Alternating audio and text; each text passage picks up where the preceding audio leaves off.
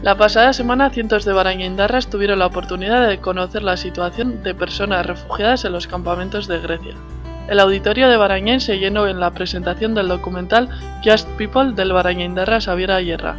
Tras el documental, miembros de Barañain Errefuxiatuekin y Helpna compartieron sus vivencias con el público.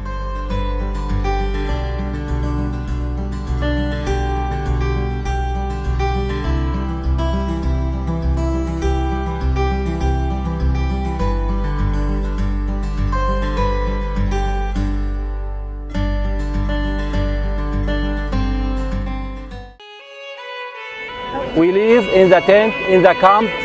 This camp is very bad. We cannot stay like this. We are human, not animal.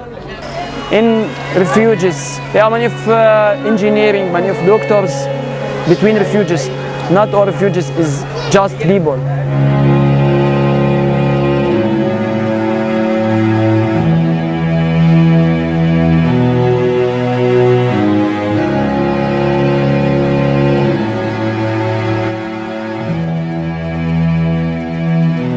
Me ha parecido que concienciar a la gente está muy bien y que necesitamos, porque lo vemos en el telediario, en la prensa durante todos los días, pero de verdad aquí es cuando se siente la necesidad que tiene esta gente de que todos ayudemos.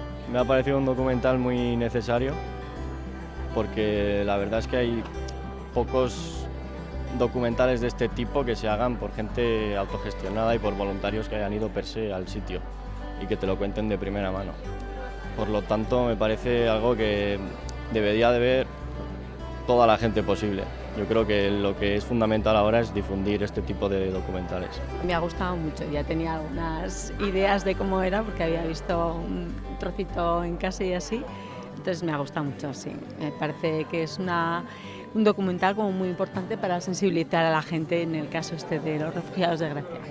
Lo que tenemos que hacer ahora es colaborar todos y yo creo que lo más sencillo y lo más rápido, si no podemos ir, es hacer un donativo.